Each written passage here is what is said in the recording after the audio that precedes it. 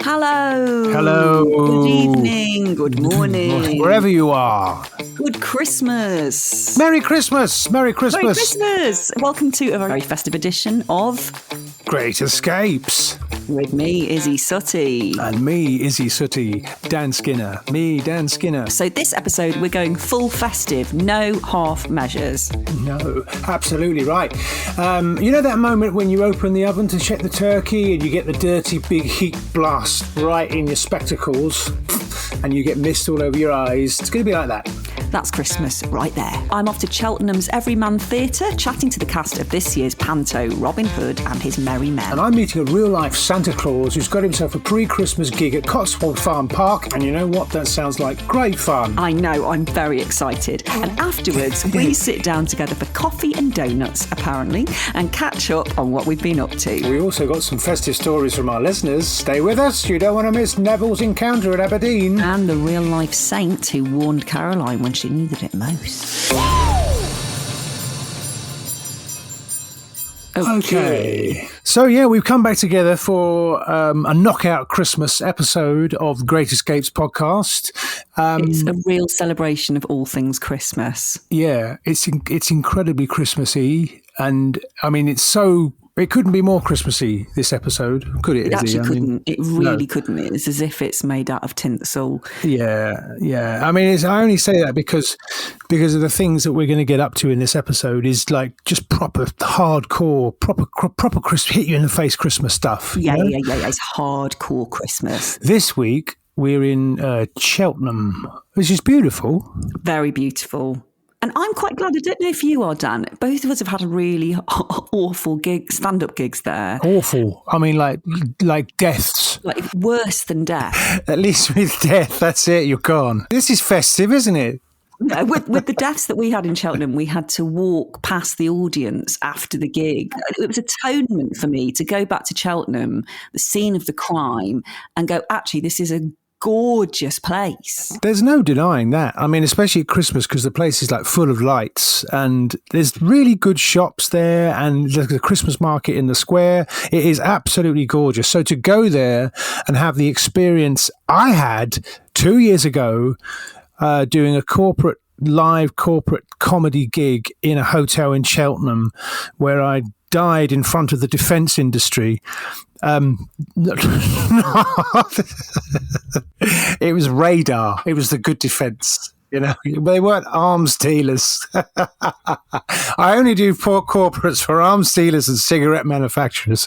Got to pay the mortgage. Got to pay the mortgage, and they pay well. Those guys. I went to Cheltenham about 2007, which was my only stand-up gig there, and had a horrible death where I did my first preview of my Edinburgh show to absolute silence, like it was a play, like it was a tragedy. Oh God! You know, and there'd been a drought in Cheltenham of some sort, and there was no water at all in the whole of Cheltenham. This sounds a bit like a dream, and I blame that lack of water. Yeah, I blame their dehydration. There's always an excuse. You blame the organiser. Yeah. I blame the fact they hadn't drunk for 48 hours. So it was lovely to go back to Cheltenham and slay some of those demons and have better experiences. So first up, I went to Cotswold Farm Park and I got to hold a little bantam chick, tiny little thing, and she said I was a natural. Liv, the animal person that gave me the animal feed and got me to hold the chick. She said I was a natural at holding the bantam chicken. We've all got our talents, and that's mine. Oh, you're all right. I've got you.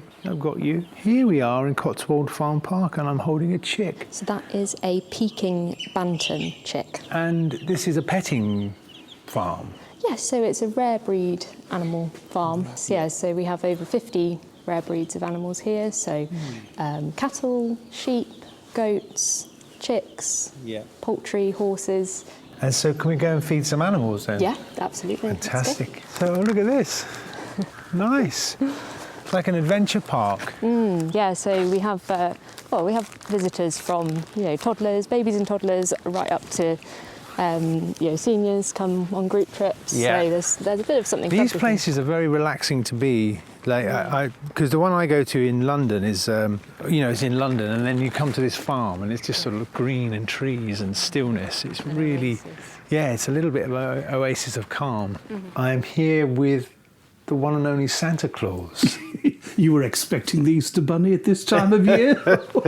Well, I'm so glad you made time for us, because I know it's the busiest time of your year. Well, where are you in your preparations now? I'm going around the UK and the rest of the world, finding out what children want for Christmas. And the elves are back at the North Pole, and they're making the toys. And Mrs. Claus, she's at the North Pole. She's head of catering, because she's fantastic in the kitchen. Yeah. And have you got the elves are at the North Pole at the moment, and they're busily making all the toys for the boys and girls at the moment? Yes, there are. But the good thing about where we are in the North Pole, we are in a little pocket of time which is just outside of regular time. Oh, really? I didn't know that. That means that we can make toys at a different speed to what the rest of the world's doing. I see. So we then bring it into this particular reality. Yes. We're doing it in a completely different time zone. Right, yeah. So we can take as long as we want. So we go from portal to portal, you see. Otherwise, imagine how many elves I'd need to make all those toys throughout the year. You'd need millions. Exactly. Yeah, millions. Gazillions even. Yes. So it's all very clever. Very clever, yeah. And you designed all this? No, it was the elves. Now, there are lots of elves all clever around the people, world. yeah. They are. Yeah. But there are different types of elves. There are North Pole elves. And I have my own personal squad as well. But there are elves all over the world. I mean, you might spot one here, and they're all over the place. Do you know them all? Oh, yes, I do. But you'd recognise. Oh, I recognise. I'm very good at faces. And you'd go, what's your name again? Yes, exactly. I mean, tell you. I recognise your face straight away. Yeah. And I thought, Crime Watch? And I thought, no. Ho, ho, ho. Yeah, exactly. Exactly. Very good, very good. Oh, look now, look at this. Look at these guys. Yes. I don't think these will take too much persuading No. They've heard the rustle of the bag. Yeah, that's what it is, isn't it? It is, yeah. Come on, let's have a go. They're also known, we have quite a few calls that people are worried that the goats have eaten the bags. Yeah. So do keep your bags to yourself. No, go. Look at this. Right, so these are Anglo-Nubian goats. They're hungry. They are hungry. Hungry, what are they called? Anglo-Nubians. Anglo-Nubian goats. So they've got these really distinctive head They're shapes, hungry. long ears, Come on then. beautiful spots. Here we are. So if you just pop They're very precise, aren't they? They are, yeah. So They know where to get their food. Now look, I'm giving it to you, not you. Yeah. Wow, bashing each other out of the way. Now I feel sorry for you, so I'm going to come and give you some, because you just got bashed out of the way. that's the thing. So the persistent ones are the ones that get the most food. Yeah, so you exactly, do have to I look know. for the underdog sometimes. I know, that's what I went for then. Richard, would you like some food? Yes. Go on, Richard. No, not you, Richard. Why do they love this food more than, do they not get this, why don't they get this food every day? So they do when we're open. So what happens when we're closed is they'll get fed more of their actual feed. Yeah. Because they don't get as much as this. But So this is like a treat? yeah, this is a treat. Yeah, it doesn't have that too much nutritional value to it, so they won't get fat off it. Like sweets. But yeah, it's like eating kind of chocolates and things Yeah. like that. But so this goat here is Jerry. Jerry. Jerry the goat. And Hello, she Jerry. plays quite a vital part in our Christmas Oh, does he? elf show. Oh, he's got a Christmas thing on his neck. She's got a Christmas collar on. She is looking very festive. What does she? there. What's her function? What's her role in the Christmas show? So Jerry's role in the Christmas show is to have caused a bit of chaos in true goat fashion. Yes. By putting bite marks in some of the tools that the elves need. Oh, I see. So she kind of starts the. Is she on stage then? Or? She's not, no. Where do you do the Christmas show? So it's in the the big barn there. That's our kind of Christmas barn where we've got food trucks and we've got a wishing tree. That's where the donkeys go during the weekend. Yeah. So that's a really nice environment for people to kind of, it's like a mini Christmas market indoors kind of thing, with an elf you have show. mulled wine and all that Yes. sort of thing. Very nice. So Santa, I have to ask you about. I mean, is it? I mean, we can threaten our kids with it, but is it a real thing? The naughty list and the nice list. The naughty and nice list does exist, but things are a little bit different to what they used to be. Because sometimes, say a child is being badly behaved, we have to ask why. Sometimes it's because they're wanting attention. And the only time they get attention from parents is by doing something naughty. Because some parents are busy scrolling and Instagramming and things like that. And so a child might do something naughty, so they're doing something to get a response. I see, which is very sad. And, but if a child is naughty and acknowledges they're naughty and they're sorry about it, then they go on the nice list, you see. So, but it's not quite as black and white as it used to be, because we used to go, oh, they're naughty. They're bad. Now we ask why. But if someone like me that's just, and I don't suffer from a lack of attention, what list am I on? Well, now you're borderline. And I tell Not you, the first time I've been told that. And you're sort of, what can I say? You do let yourself go. But if you're never naughty, how do you know when you're being nice? Well, exactly. You've got to have a yin to the yang. Yes, it's about getting the right balance. Balance, isn't it? And you're nearly there. So what I'm going to do, at the moment, I'm going to put you on my naughty but nice list. Oh, that's the one you want to be on. Yes. Yeah, it's a little bit of danger, a little bit of edge. Yes. But knows what they're self-aware. You're never naughty bad, you're naughty cheeky. Yeah, so that's it. It's a different sort of naughty. Oh, good. Well, I'm glad I'm on that list. So if I wanted to be a helper, what any advice for someone that wants to help Santa Claus? There's a good job prospect. Your jolly disposition, I mean, that's sort of, you have to have that to be Santa Claus, don't you? Oh, absolutely. You have to have a sense of humour. I mean... Yeah. Exactly. It's like... Hello.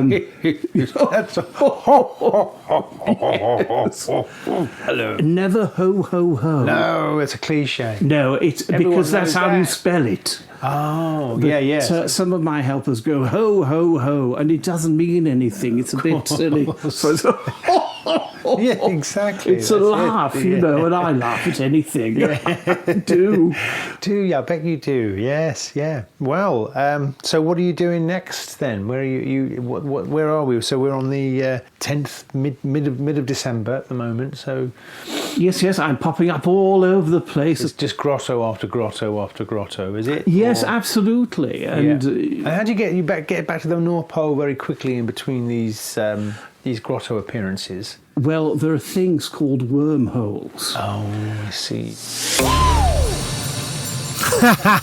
Good. No, I'm glad he's got wormholes and not moth holes, because I always think that his red outfit looks like it might be a bit full of moths. Is that just because we've had moth? Well, it's an old costume. He's had it for over 1,000 years. Yes. I'm glad he's got wormholes and not worms, because he's around children quite a lot. Oh, yes. That could be bad. That could be really bad. Or nits. If he got nits in his beard, that would be... Can you get nits in? I suppose you can. I suspect he's got people that can sort that out for him. And also, I imagine he gets his costume dry cleaned. I would have thought so. I didn't ask him about how he is medically and how he deals with his doctors, all of that stuff, because that's quite personal. I think it's just lovely. I used to love going to see Santa when I was a kid, and I still remember going to see... There was one at my primary school when I was about 7 or 8, and I rehearsed... You know that song, All I Want for Christmas Is My Two Front Teeth? Yeah. I rehearsed that I was going to say to Santa, all I want for Christmas is my 2 front teeth. Because they traditionally ask you what you want for Christmas, don't they? And he said, what do you want for Christmas? And I said, my 2 front teeth. But I had my 2 front teeth.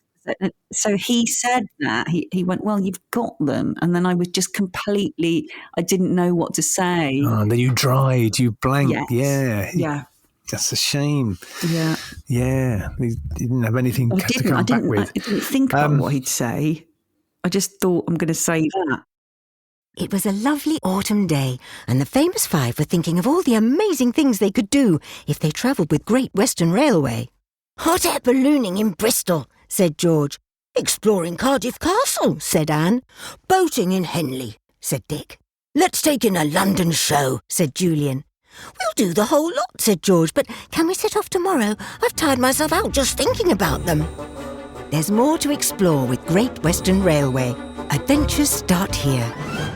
We both had such a good time in Cheltenham, didn't we? I went to the theatre. The Everyman. Well, it's a beautiful theatre, isn't it? Building. It's very beautiful. It's so beautiful inside. Like, you could look at the ceiling for ages. It's like a domed gold ceiling with so many illustrations. It looked completely hand painted. Like, I think in 1891 they did hand paint things. But just the amount of seats all sort of on top of each other, you know, the 3 tiers of the seating arrangement.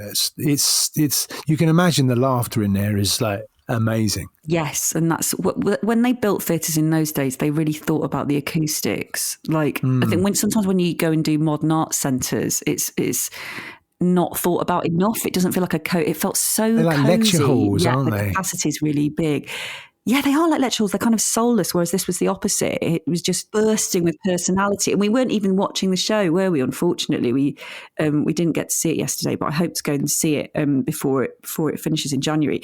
But like, you felt like you were entering, the set's really brilliant. It's like hand-painted snowflakes, and then immediately felt like I was in a really fun, kind of wonderful, wondrous place. Hello. Hi. Hi, Tweedy. Hello. And hi, Kevin. Hello. I'm so excited to be here at the Everyman. Kevin, you're playing the Dame. I am. And Tweedy, you're playing... Friar Tweedy Tuck. Lovely. So you're doing Robin Hood and his Merry Men. Are we like midway through the run now? When did you guys start? We started a week last Friday, so I'm not even a third, are we? I don't think we are. A quarter? Yeah. Yeah. It's a long run, so yeah, about a quarter, I think. Okay, so you're still kind of... Are you still searching for lines? To the script? Yes, we are. Yeah. Well, we never really learn the lines. We learn around them. Yeah. You know, the good thing about Panto is you don't have to be too perfect. It's a bit like jazz, isn't it? You sort of get it in the right ballpark. That's a very classy way to look at it. Yes, exactly like jazz. Yes, that's jazz. Scatting all over the place. And that's the fun thing. You can improvise and you can go off and play, because the audience are like the other cast member, because they're very much involved with everything. So if they shout something completely different, you go with it, and that's what's so fun about it. Yeah, that's what I love about Panto. Yeah. So I've only done it once. When I graduated from drama school, I did, and it wasn't as posh as this. I did Cinderella. We're very posh here. You know, it's a gorgeous theatre. It is. It's very posh. You wouldn't want to like splash juice up on that ceiling. It looks really expensive. Yeah, you'd probably get an expensive bill afterwards, wouldn't you? Yeah. So did you play Cinderella? I was a fairy godmother, it was in like caravan parks, bingo halls, and in the year 2000. Right, great. It was a group of us, and we were about 21, and it was lots of fun. I don't think I could do it at 47. It was like... That sounds like a podcast of its own, doesn't it? Yes. There's a lot of stories there, I think. Cinderella in Wigan Bingo Hall. I remember going to Wigan Bingo Hall and them going, we were really annoyed there wasn't bingo on, and we were like, Yes. we're doing all of it. You bought your pens, you've got your pens, you want the bingo, yeah. Exactly. But I remember this thing of like, I really still remember, it was quite a long time ago now, like the feeling of, it's not like a play where it would be frowned upon if someone shouted out or you're not really meant to get involved. One of the things that I really liked about it was that I had to deal with, because I was first on as the fairy godmother and had this long bit, and the first time I did it, a kid shouted out, like, you're not a very good fairy godmother or something. I was like, I'm going to have to answer them, because you can't just carry on, can you? As if, Not really, no. And it's kind of Do you guys like that? Well, yeah, it's always better to acknowledge it. Sometimes you can't get away with it. You can't just move on because everyone else has heard it. So you have to sort of embellish and go with it.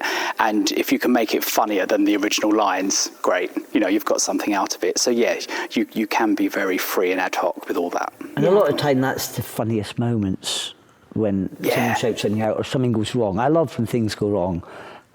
Sometimes I'll self-sabotage just to see what happens. You've turned self-sabotage into an art form, haven't you? Have you? What kind of things have you done? Oh, God. What haven't you done? Yeah, what haven't you done? What haven't I done? Well, I'll just say a line completely different or appear in the wrong place or in a scene I'm not meant to be in And I bet they really love it. Yeah, they do. And it's the anarchy. For me, I'm a clown, all the time. So it is about the anarchy of it. And that's what I really like. And you can get away with it in Panto. Yes, I know. But in that sense, it's a real playground, isn't it? Yeah. It's like, I think it's amazing, Panto. I think it's such a good thing for families, and it's such a kind of British institution. And I did a clowning course actually beginning of last year, and you do have to apply, because with improv, which you are essentially doing in Panto, aren't you? Yeah, there are elements. You have to apply a lot of those clowning beliefs and practices to Panto. So in that sense, I think it's a really high art form. Yeah, not a lot of people think that, but... No, but I do. Thanks. I do. Have you done any dame courses? Would you like to do a dame course? Yeah. Are there any in there? Perhaps I could start running them. Yes, what are the basic rules of daming? Because you've played the dame here for years, haven't you? I have. I think this is about my 6th or 7th year here. And I would say, number 1, try and be funny. Yeah. Number 2, don't forget the lines. If you do forget them, make them up and make them funnier. Yeah. But you really have, 1 foot in being yourself, 1 foot in being the dame. I personally like it when everyone knows it's a man. You're not trying to fool anyone. You're trying to just embellish being a woman at that moment in time, and everyone goes with it and just loves it. It's a form of drag, of course, but it really is sort of like the Les Dawson kind of man in a dress. Yeah, it's kind of knowingness. Yeah, I mean, there's lots of varieties of drag now, but I still feel the traditional kind of dame is a man in a frock, Yeah. And so that's what I'd say. There are a couple of things that I would put in my course. Okay, that's fine. And I charge very highly for it. Yeah. Retire. You could milk that. You could get a week out of that. Oh, I 9 think to I 6 could. every day. Yes, so not to be mention funnier. Be funnier. Just sit there. Yes. Not to mention the makeup. Which takes. Of course, the makeup, the wigs, the headgear. Yeah, it does take a lot of time. It takes a lot of time to prepare, about an hour to get it all ready. And do you have people backstage helping you do all that? Yeah. So we do with the costumes. Yeah, we've got a fabulous costume team here, great technical department and crew. And we couldn't do it without them. So it really is, all hands on deck. But as far as getting ready, in your dressing room, that's you. You do your own slap. Oh, well, are you gonna? Can I do something? Don't forget, it's been 25 years since I've done any sort of panto. Really? Well, I think we could do the pans. The pans? Yeah. Yes. Yes. So I'd be singing. This is really mysterious. I don't know what it is. Brilliant. Some bits here. Okay. So in the pantomime, the dame sings a little number, Little Jimmy Brown, and the merry men have all got under their cloaks pots and pans, or a pan with a wooden stick, and they are the accompaniment to the song. And you can judge if it's funny or not when you come and see it. But it's going down quite well so far. So here's your pot. Thank you. And you've got your wooden spoon. Your wooden spoon. So there's a routine that we're doing this year. Kevin sings a little song, and then there's 5 of us with these. So there's a belt. You might have to adjust the belt a bit. Round your back. Oh my God, it fits. It's meant to be. Oh, wow. If someone gets ill tonight, I could fill in. Yes, oh a my spoon. goodness, this is actually quite technically difficult. Oh, I yes. thought I was going to use my hand. No. This is the magic of panto, Yes. isn't it? And then it's going to go through here, like backwards. Got it. Yeah. And then you twist it, and you go through again until it sits there. Hang on, I think I can see where this is going. Yeah. And then you just open your legs like that. So Kevin sings a song. So I'll go, and the chapel bells are ringing. And then you go, in a little valley town. And the song that they were singing, bong bong, was for little Jimmy Brown. Bong bong. Well, you're doing very well. Tweety not so well. Mine keeps spinning out of control. I don't know what's This is harder than it looks, isn't it? No, It is, but you've nailed it. I mean, you've done it first time. You're doing better than me, and I do it every day. There we go. Oh, there we go. Okay, let's try again. And the chapel bells are ringing in the little valley town. And the song that they were singing was for little Jimmy Brown. Very good. That's the job. Yeah. Oh, I'd give you the job, yeah. Yeah. So this is your wig for the second scene. Yeah.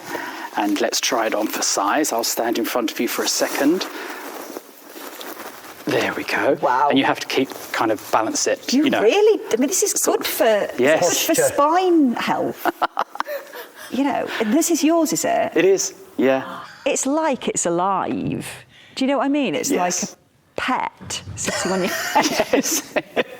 It's probably got a few dust mites in it as well. That's probably what you can notice. It's moving around. Yeah. That's why it's moving. Just a bit of theatre dust. There you Yes, it's the magic of theatre. It's showbiz. Oh, It's wow. showbiz. This is, I mean, it makes you feel really different as well when you've got it on, doesn't it? Oh, it does. It's very empowering. Yeah, it is. It shows that, you know, I remember always learning at college, like, what shoes you wear make a difference to how you feel when you're on stage. And it's really true, isn't it? Like, the minute you put costumes on and makeup and wigs and stuff, It does. They're like, very important in Yeah. the... Yeah. Yeah, it does. It changes everything. And it helps you find things very quickly. Yeah, it does. Yeah. If Well. in doubt, put your shoes on and Yeah, put the wig on, and then it all exactly. just Put your comes lashes to you. on Put your at lashes the on at five. 5, so they dry in time. Yeah, not falling off. Yeah. Yeah. I think I might need it to be taken off now. 'cause All I'm right worried then. it's gonna Shall I fall do it off just in into case the- you break? Leave her there. Let's go. Yeah, turn all the bye. lights off. You won't be back till tomorrow. Yeah, just leave you there. And I wouldn't dare move. You'd just find me here like that. They had a really good rapport with each other, and they were very interested in the fact that I had also done pantomime in the year 2000 in bingo halls in Blackburn and many other surrounding areas. Thank you. Which was actually lots of fun, and we had to be very professional because we were doing 3 shows a day, but it wasn't quite on the scale of the Everyman Cheltenham. It would have been a bit of a step up if I'd got a job in the chorus. They're doing lots of shows in Cheltenham, aren't they? Like, I mean, loads of shows a They week. do 3 a day on some days. I think 3 on the Saturday and two a day most days, and 3 on Saturdays. Like 13 shows a week. And with the 3rd show on a Saturday, you'd be saying those lines going, have I said these already today? Yeah, exactly. I know, I absolutely loved it. It was, and it reminded me of when I was younger, I used to see Panto because I used to go every year. And we used to go with my dad's work. My dad's work we used to have a big outing to Panto, and I loved it. And I always wanted to get on the stage, but I never quite had the... Were you a confident kid like that? I never pushed my way to the front, or I used to rehearse my lines like, all I want for Christmas is my 2 front teeth. Am I going to say it? But some kids are like really, they're like right at the front of Panto, right on the stage, answering questions. No. I don't think I was like that. No, I don't think it was like that. I think if I did that, I would sort of reluctantly pushed to go and do it, not feeling comfortable. As I got older, I sort of started to muck around in front of friends and realised I was funny. I was able to sort of put myself in those situations. But no, like when you're young, no, I think that's the best way to way. be. Don't want to be too confident when you're young. You need to, yeah, I think so. Be a bit pensive, rein it in. But these two are very confident. They're fully grown adults now, Tweedy and Kevin, and they were I just really loved chatting to them. I could feel from their energy what the show's like and what an important element of Cheltenham it is, because I didn't realise that certain people in Panto traditionally, certain actors go back every year. Yeah. So when the audience it returns year on year, they're meeting some new cast, but they've got actors they know from who go, this person always does this, or Tweedy's always in this, or Kevin's always the dame. So it's quite interesting. It's almost like having a compere who's introducing a new act and going, trust me, you'll like these other people, I give you my blessing. So it's really interesting to learn about those traditions of Panto as well. Right, let's have a couple of your Christmas travel stories. First up, this one's from Neville in Finsbury Park. Hello, Neville. Now, Neville says, I'm not mad into Christmas, to be honest, so every year I take myself off for a few days. Not far, just far enough that no one can bother me. Fine. One year I went to Aberdeen. Very cold, the kind of wind that hurts your face. I went for a walk on Christmas Eve, hardly anyone around, as you'd expect. Well, but coming towards me is Santa. And I mean a proper Santa. None of your pound shop costumes, big coat, red hat, proper boots, and the beard is enormous. As he got closer, he slowed, so I slowed too. Eventually, we both stopped. The cold didn't seem to bother him. He's Santa, isn't he? But it went straight through me. Then he said, in his deep, calm voice, have you been a good boy?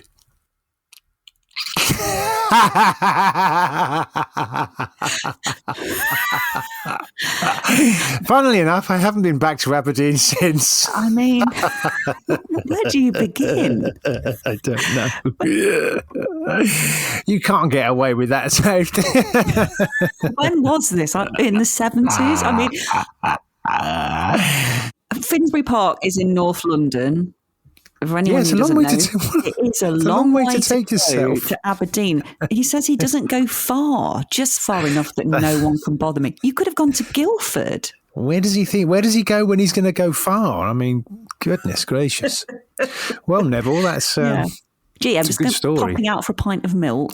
I'm not going far. I don't know what to say, Neville. It doesn't sound like the same Santa that you met, Dan. No, it certainly doesn't.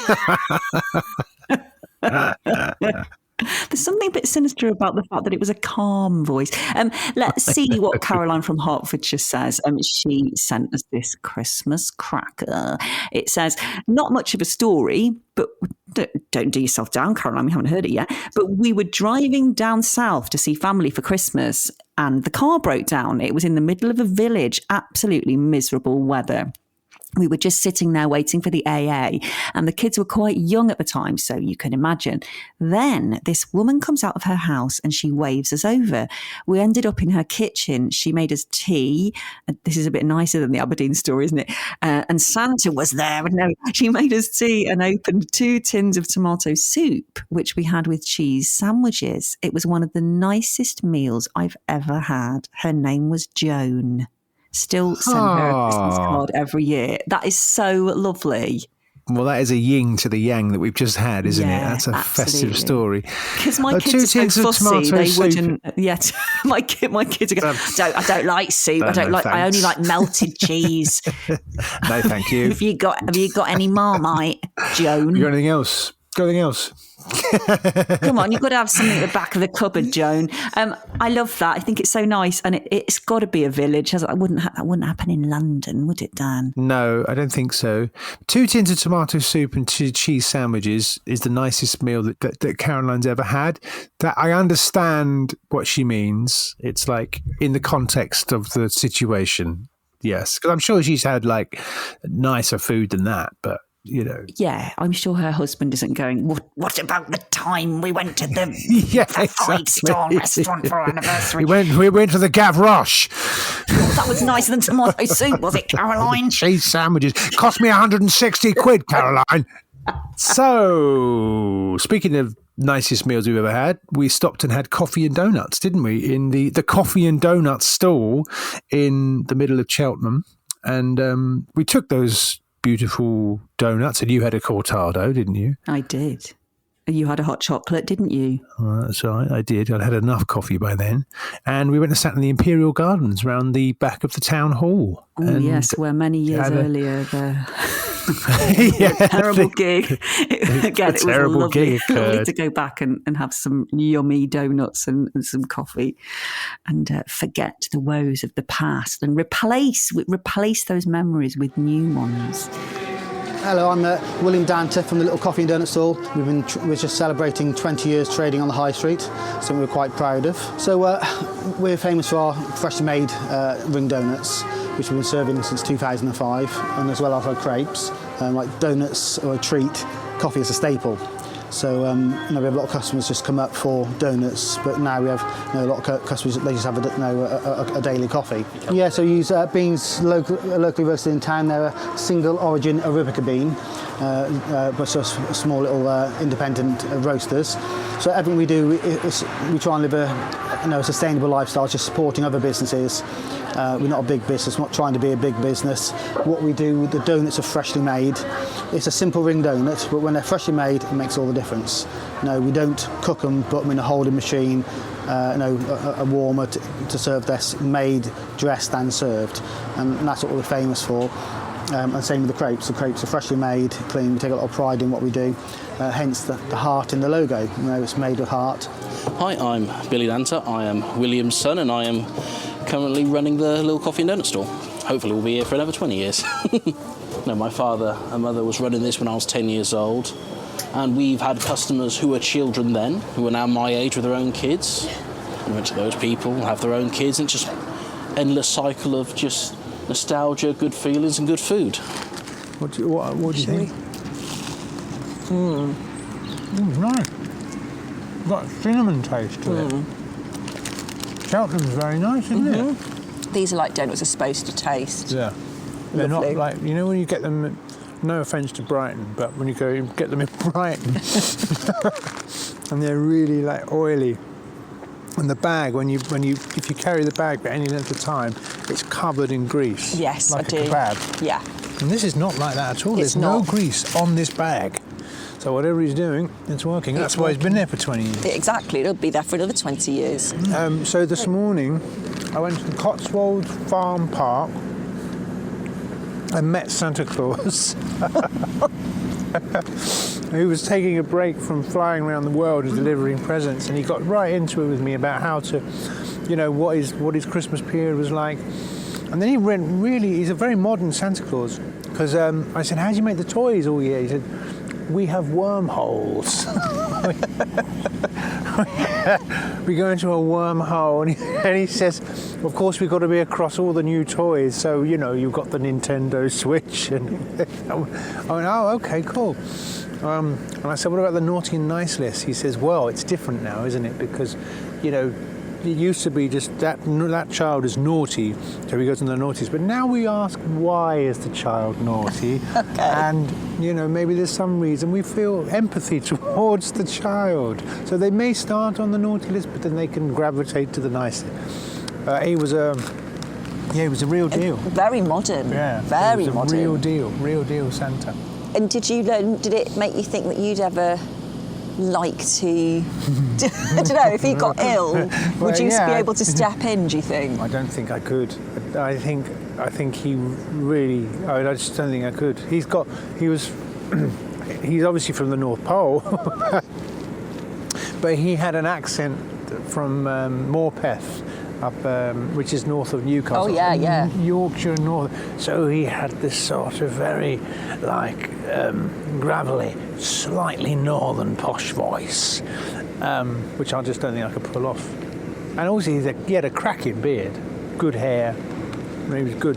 He was a good Santa. That is so good. And so you went to, where did you go? I went to the Everyman Theatre, and they're doing Robin Hood and his Merry Men.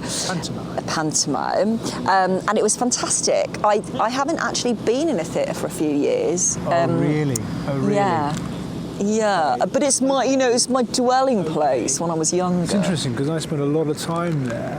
Yeah. In theatres. Yeah. So I'm naturally at home. Of course, you're treading the boards. Your house is a theatre. It's my church. Yeah. But I loved it, and I met Tweedy, the clown, who's like a local legend here in Cheltenham. Yeah, he was absolutely lovely, and I'm very rusty with that. I did Panto when I was 22. I did Cinderella in bingo halls and caravan parks. It's your rite of passage, isn't it? Absolutely. Yes. Yes. Yes, before you make it into the church, you have to spend time in the community. Yeah, absolutely. Well, it was up in Blackburn, Lancashire, and we did. Me and another guy did Hans Christian Andersen stories as a two-hander every day in schools, 2 shows in 2 separate schools, and then almost every night we met up with another group of actors and did Cinderella in a 3rd venue. You earn your money, don't you? You really do. Yeah. I mean, it wasn't for the. I wouldn't be able to do it now. No. You know, at 22, I was, and I remember at one point our heating broke down, and they just brought us a load of food to say sorry, but didn't mend it. So it's quite an adventure, really. Sorry about the pneumonia. But here's some Cornish pasty. Yes, exactly. This is hot food. You'll get warm. But yes, it's been a long time since I was the fairy godmother in Cinderella. Oh. 23 years ago. Right. So I absolutely loved it. It was, and I think the thing about Panto is just the energy. So well, it's 3 shows a day for like weeks. Yeah, tiring. And what often happens, and I tried to get this out of him, is that once the director leaves, the cast start to mess around a bit. It's a bit like when the teacher leaves the classroom. So you might try and get in like 7 references to Donald Trump, or yes. But you toe the line a bit more. These times. It's not like the bingo halls in the year 2001. No, it's a slightly more professional outfit. Oh, they were gorgeous, weren't they? And the donuts were done properly. And he talked about one of those why machines. they've got to be crisp, and it's so nice eating them warm as well. When it's a bit cold. And he made me one with Nutella and caramel and that sort of crushed biscuit. Biscoffy. Oh my God, it was absolutely delicious. Yeah, he was very proud of his donuts, quite rightly. Yeah, quite rightly. And very nice. And it was, I think it's lovely to sit down. And actually, where we sat, we could see the other donut stall that he runs in the ice rink. And we could see these beautiful Georgian houses as well. And there's something really lovely about seeing those older houses decorated with Christmas lights and Christmas trees glowing through the windows. And, it looks like Dickens, doesn't it? Yeah, it really does. It kind of looks like how Richard Curtis imagines the whole of England, but often it isn't the case. No, it's not the case in a lot of places in England. But in the places his films are set, it's very much like that. And in the places that America imagines England to be. Oh, very much so, yes. That's what he's going for. In fact, if you're American and you're visiting England at Christmas, I would say Cheltenham. Cheltenham is a good place to go. Yes, I would agree. And the whole of the Cotswolds is just stunning, isn't it? Yeah, it really is.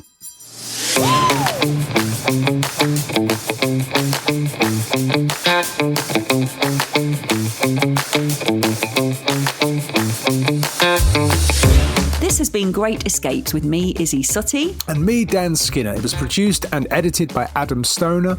Encore PR helped us on location. Richard Ellicott was our videographer. Check us out on Instagram to see my Panto revival. I'm at Izzy Suttie. And I'm at Epithemu1, where you'll see me meeting Santa. And this really does wrap up the season now. We're going to leave you with some best bits. But if you've got an idea for season 2, let us know. Email greatescapes@thinkpublishing.co.uk. And all that's left to say from both of us is Merry Christmas! I've been at Cheltenham Mallet Prison. It's where the Cray twins were banged up, and also Jane Brooks and Alice Coward, 2 sisters accused of witchcraft. I went to see the Blue Tits Chill Wild Swimming Club. Come on then, let's go. That is something. That is really something. Is that noise his mouth? That's just opening his mouth, yeah. Kind of like an alien in a good way. Batter fish, fried chips. This is nature at its best, guys. Bursting with colour, vibrancy. I went deep into a Willy Wonka type world of ceramics. It's amazing down there. There's medieval pickaxe marks on the wall. They haven't changed for like thousands of years. Oh, that's it. That's the whole season. Well done, everyone. OMG, guys.